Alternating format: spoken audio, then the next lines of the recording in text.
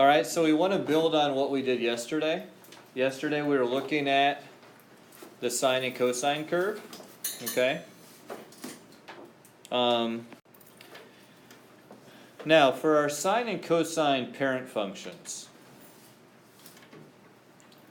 we can transform them the same way we transformed all of our other parent functions.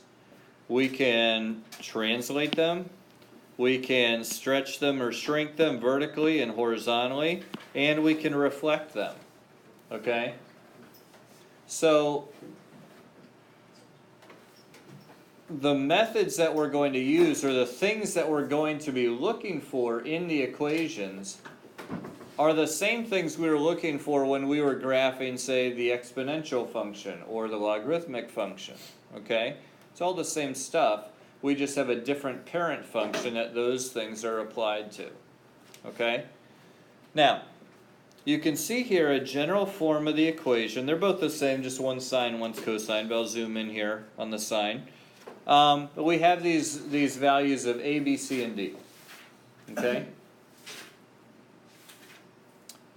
Couple of things to keep in mind. Remember that things that were inside the function itself, our function here is sine, so the things inside the function affect our graph horizontally, okay? The things outside the function, D and A in this case, will affect our graph vertically, okay? The things that are added or subtracted have to do with the translation, actual moving of the graph, either up and down or left and right. Whereas the things that are multiplied, like A and B are, will cause a dilation. It'll be stretched or shrunken one way or the other, okay? So, with that being said, okay, keeping that in mind, let's think about the translation, all right? Now, the D at the front, the D is being added and it's outside the function. Okay, so what impact is that going to have on our graph? It's going to go. Okay, it's vertical and it's going to shift whatever D is. So if D is positive, it's going to go up. If D is negative, it's going to go down. Okay, so the vertical shift or vertical translation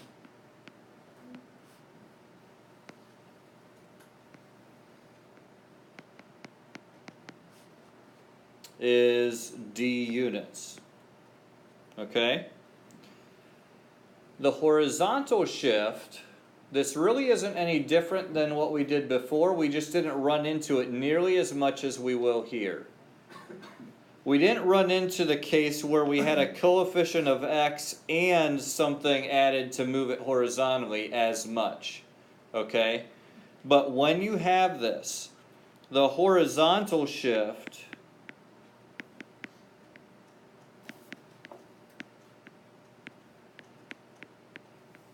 is not just C. The B does play a part, okay? And that's because we could rewrite this as B times parentheses X minus, and then if we factor out a B, it'd be C over B. Very good, okay? C over B. So the horizontal shift is not just a C, it's a C over B. Okay? C over B. It's the same in other ones where, in a way, it'll kind of be like 1 over B when you have it in. So if it's like being shrunk by a factor of 1/2, you'll see it as like 2B, as like 2 times X. That is the case for this, stretching and shrinking it horizontally. Right. Yeah. Okay. But if you factor it out, then it's vertical. It's on the outside. No. Then it's still okay. No, it's still inside the sine. All of this would still be inside the sine. Okay. Okay. All right. Now, this causes something as we go to graph it, okay? If we've shifted it over C over B, normally our sine and cosines, we start sketching it when x is 0. That first period that we looked at yesterday, we obviously know it goes on for all real numbers, but we typically will sketch that first period. That first period will no longer start at 0, it'll actually start at this C over B value. That's going to be the left end point, as you see there. It's the left end point of that first period. Okay? What is first period? It's what we were graphing yesterday, like the parent function. We just went from 0 to 2 pi. You could think of it as the first time around the unit circle. Yes. Okay? So. Now, stretching it and shrinking it vertically, what value in that form up there is going to affect our vertical stretch or shrink? A? A. Because A is being multiplied outside the function. So it's multiplied, that's going to stretch and shrink. It's outside the function, so that's going to do it vertically. Now, one thing to keep in mind here is that sine and cosine have a name for kind of how tall they are. The half the distance between the top and the bottom is our Amplitude. amplitude. There we go, good, amplitude.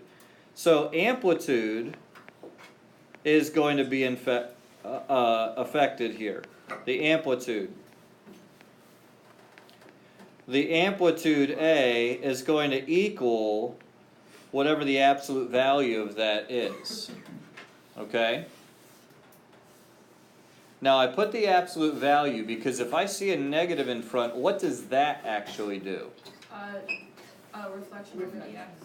Reflection over the x, okay? So down here, if you see A less than 0, a negative in front of the sign, then you know it's a reflection across the x-axis. So you got to kind of think of that as two separate parts. The negative reflects it, the value of it stretches or shrinks the amplitude. Mm-hmm. So if they give it to us in the form, then you have to change it to the b, like factor out b. You don't have to. I was just showing that to you so that you could see kind of why it's C over B on that horizontal shift. Now, the horizontal stretch and shrink, we had a term for like how long a period was, and that was the period, okay? The horizontal stretch or shrink is going to impact the period. And like we've seen before, the horizontal has an inverse relationship, okay? Meaning the bigger that value of B is, the smaller the width is going to be. Okay, there's an inverse relationship.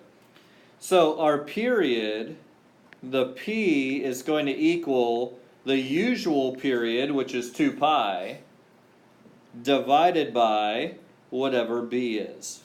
Okay, and again, period, since it's a distance as well, it always has to be positive. So even if there was a negative there somewhere, what would that negative do? It would Positive? Like go under. Well, no, if there were a negative like right in here, with in front of our B, Oh, it just flip it over the y-axis.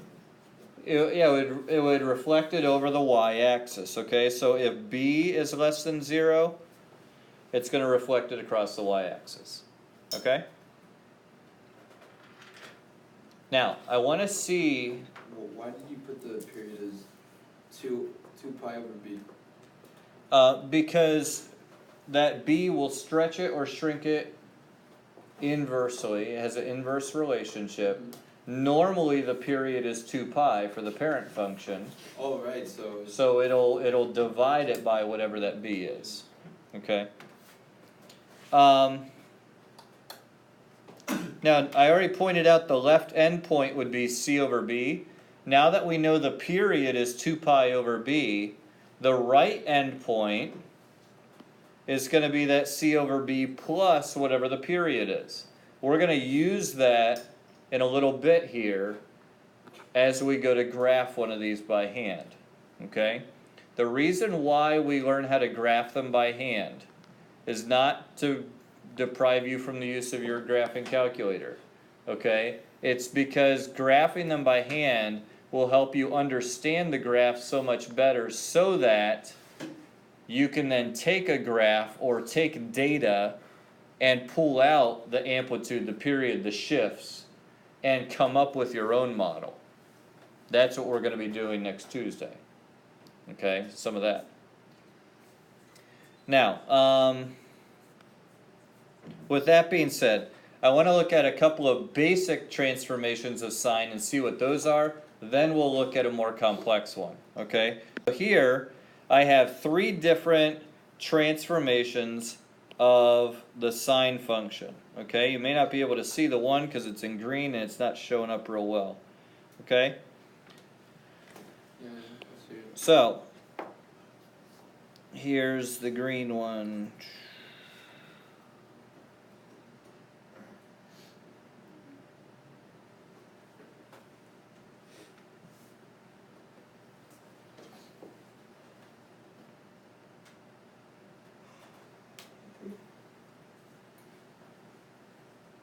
Okay?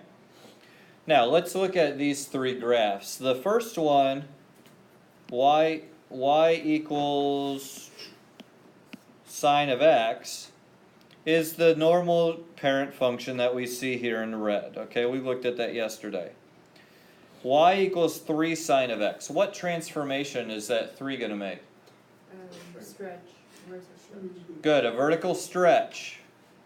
And what's our amplitude going to be then? Horizontal compression.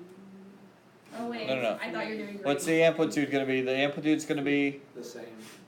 3, okay? So, because it's stretching it to 3 times its normal height. So notice the period stayed at 2 pi here. But instead of only going up to 1, it actually goes all the way up to 3, and it goes down to negative 3. Okay?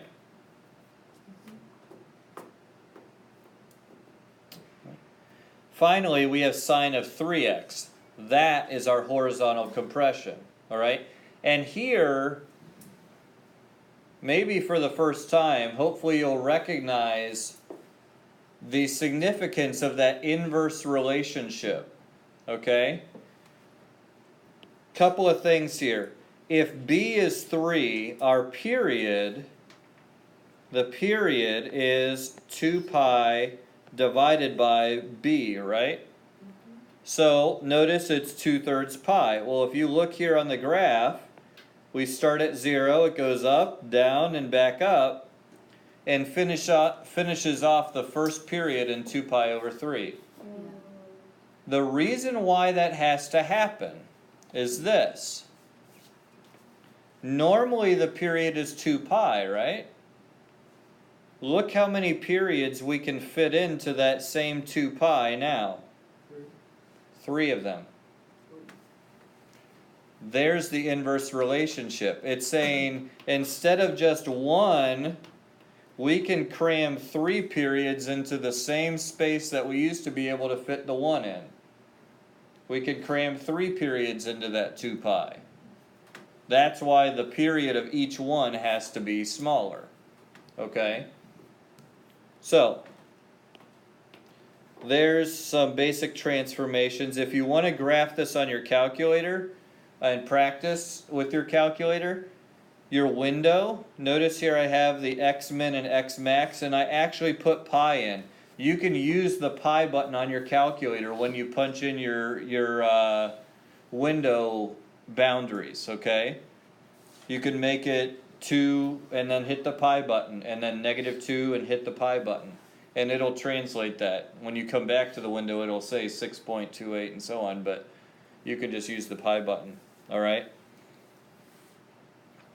Okay, so, now we're going to graph this.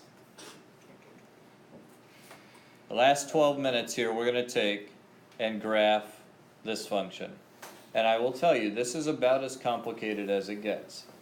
So we're going to take this one step at a time.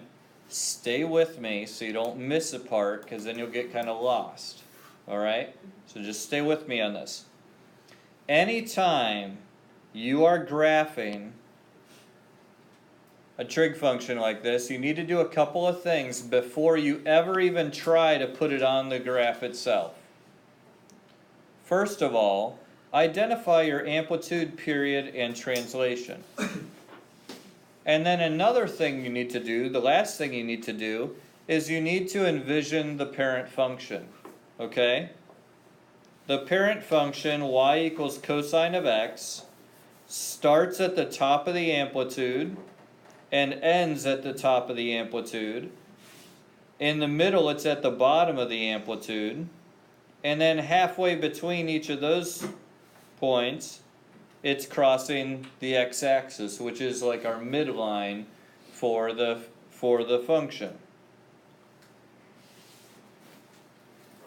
And there's basically what the cosine graph looks like. You need to get really, really familiar with that parent function. Okay? So there's our parent function. Now we can start identifying some things. What's our amplitude in this one? 2. 2. Very good. It's 2 times the cosine. Normally the amplitude is 1. Here the amplitude's doubled. Okay? The period. Let's see. 2/3. Okay. What do you guys say? 6 pi. 2 pi over what? 1 over Wait, how did you get that? 2 I pi 2/5 pi. over. 2 pi over 1 over 3. Yeah. And like when he said here, that would make it 6 pi. So this one is stretched 3 times as wide. We're only going to be able to fit 1/3 of the normal period, or 1/3 of the period in the normal period. Okay? So this is actually 6 pi units long. Now the translation. Okay? Is it shifted up or down? Up. Up 4. Shifted left or right? Right. Right. Pi over 6. Pi over 2. Ooh, I heard 2 numbers. I heard pi over 6 and pi over 2. We're gonna factor out that 1/3. What? Factor To out factor out the 1/3. Okay, you either factor out the 1/3 or just think of it as c over b. Pi over 6 divided by the 1/3 is pi over 2. Yeah. Okay? Yes? How do you know if b is factored out or not? Well, you'll actually see like 1/3 then the parentheses, and x will have a coefficient of 1. Okay? Yeah, we could have factored it like this if we wanted. Okay? So now here comes time to sketch it. Got to be real careful with this. When I'm sketching these, the first thing I do is identify where my origin would be shifted over. Okay? The whole thing is shifted to the right pi over 2 and up 1, 2, 3, 4 units. So I'm not putting a point there, but I like to put a little crosshair there, kind of like I'm doing a new XY axis, just so I remember where the origin went. The origin would get shifted over pi over 2 and up 4 units. That gives me a point of reference here, okay? The other thing that I would do, notice how the x-axis acted kind of like a midline for the whole graph. Who's that as a midline? The whole thing has been shifted up 4, so I'm going to use that 4 as my midline. Okay, and I'll even draw a dotted line to help me see it. Okay? Now, my amplitude is 2. Cosine, we know, starts at the top of the amplitude.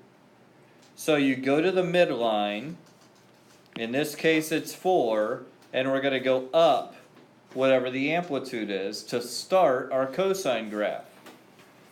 So this one happens to have an amplitude of 2, so I'm going to go up 2 from where my origin shifted to. Well, why do we up to? Because the amplitude is 2. Normally, cosine has an amplitude of 1, right? Right down here, normally it has an amplitude of 1. Okay, now we have an amplitude of 2, so we're going up 1, 2 spaces. And that's a point on our graph.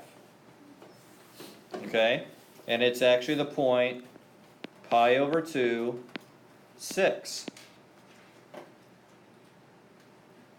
Okay?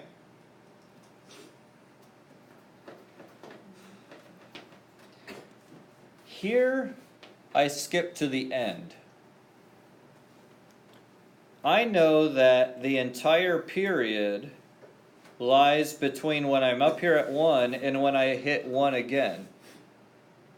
So for this one, I'm going to hit 6 again somewhere over here. But I'm going to do that after I travel the full period, 6 pi. Okay? So let's look at our axis here. I'm going by pi's, 2 pi, 3 pi, 4 pi, 5 pi, 6 pi, 7 pi, 8 pi. Okay? Now notice here, I have to go 6 pi to the right from pi over 2. Don't start back at 0, I'm starting from here. So 1 pi, 2 pi, 3 pi, 4 pi, 5 pi, 6 pi puts me actually at 6.5 pi, because I started at 1/2 pi. Now if you convert that, that's 13 pi over 2. 13 over 2 is 6.5. Okay. So I'm going to hit back up here at 6 when I get to 13 pi over 2. Does that make sense? Could you just do midpoint formula now and get the other one? You mean this one? Yeah. Yes, that's exactly. I'm going to get this one next. So I get the ends, the start and the finish are both at that 6, the highest point. Then I look in the middle and I notice that's the lowest point. It's 1 unit normally. It's whatever the amplitude is below the midline. Okay? Well, my midline in this case is at 4, Then translate it and my amplitude is 2, So it'd be to be 6. so it would go down to 2. 1, 2 units down from my midline. Okay, so it's somewhere along 2. I thought that it's just been translated, it would be down further. You already translated. I know, but No, you got to think of this as your like x-axis, yeah, so to new speak. x-axis, okay. Okay, so we're going down 2 units from there Okay. for my amplitude. Now, what's halfway between pi over 2 and 13 pi over 2? 7 over 2 pi. 7 pi over 2. Okay, 7 pi over 2, and 7 over 2 is 3.5. So we're right here, 7 pi over 2, and I'm at 2. 7 pi over 2, 2. Okay? So I've got the beginning, the end, and the middle. Now I just need these two where I'm right on the midline. So I'm going to be right on the 4. And that's going to be halfway between here, and then halfway between here and here. Okay? So what's halfway between 1/2 and 3.5? 2 pi. 2 pi. Okay? So at 2 pi, I'm going to be right here. And then what's halfway between 7/2 pi and 13/2 pi? 5 pi.